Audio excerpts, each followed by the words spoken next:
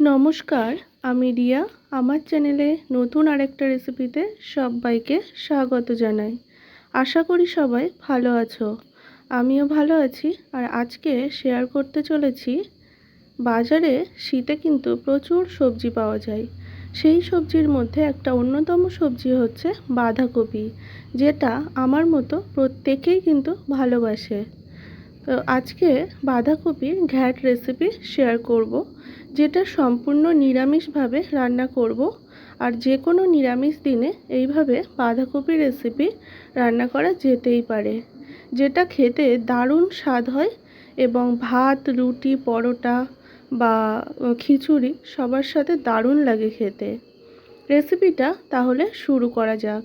রেসিপিটা বানানোর জন্য এখানে আমি একটা বাঁধাকপিকে এই রকম কুচিয়ে কেটে নিয়েছি। আর গ্যাসে কড়াই বসিয়ে সামান্য একটু জল দিয়ে বাঁধাকপিগুলো দিয়ে দিয়েছি।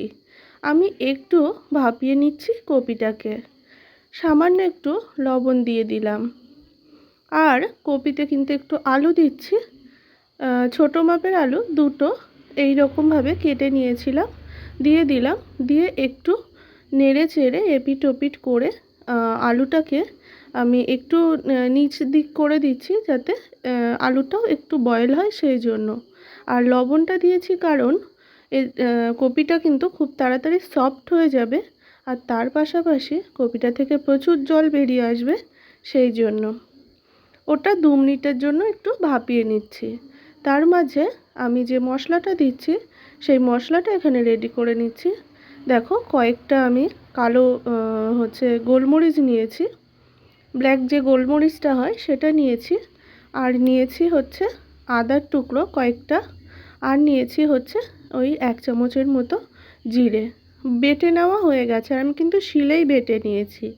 আর এই দিকে কিন্তু বাঁধাকপি আর আলুটা কিন্তু ভাপিয়ে নেওয়া হয়ে গেছে। একটা ঝুড়িতে নামিয়ে নিলাম জলটা ঝরানোর জন্য। এরপর গ্যাসে আমি আবারও কড়াই বসিয়ে দিয়েছি। দিয়ে সর্ষের তেল দিয়ে দিয়েছি পরিমাণ মতো। একটা শুকনো লঙ্কাকে কেটে মাঝখান থেকে কেটে দিয়ে দিয়েছি, আর একটা তেজপাতা দিয়ে দিয়েছি। তারপর দিয়ে দিলাম কিছুটা পরিমাণ 5 ফোড়ন এবং গোটা জিরে।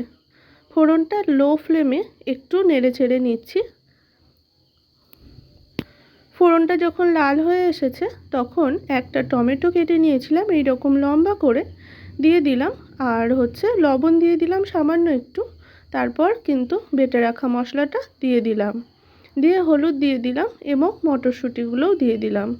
একটু কষিয়ে নেব তেলের উপর মিডিয়াম ফ্লেমে 1 থেকে 2 মিনিটের জন্য।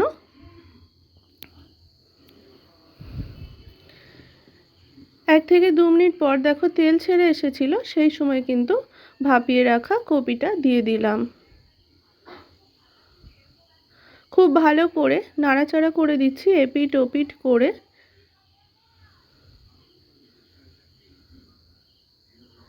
এরপর এর মধ্যে আমি দুটো কাঁচা লঙ্কাকে এইরকম ছোট ছোট করে দিয়েছি। আর দিয়ে দিলাম 1/2 চামচের মতো চিনি।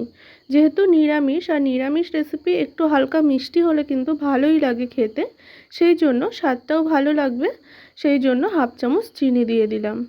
খুব ভালো করে নাড়াচাড়া করে নিলাম। আর জলও কিন্তু আবারও বেরিয়েছে বেশ দেখতে পেলে।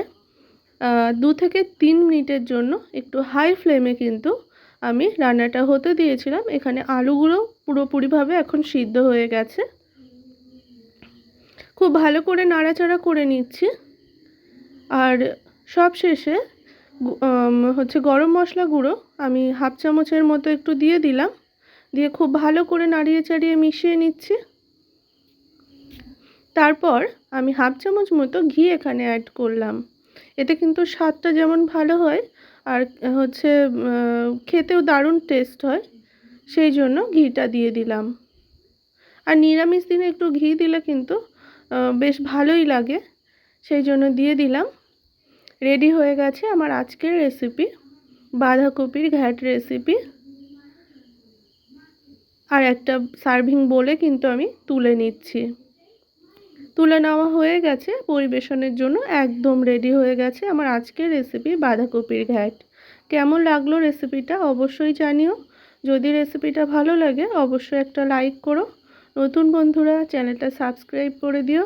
সবাই ভালো থাকবে, সুস্থ থাকবে। অনেক অনেক ধন্যবাদ। আবারও আসবে নতুন রেসিপি। Thanks for watching.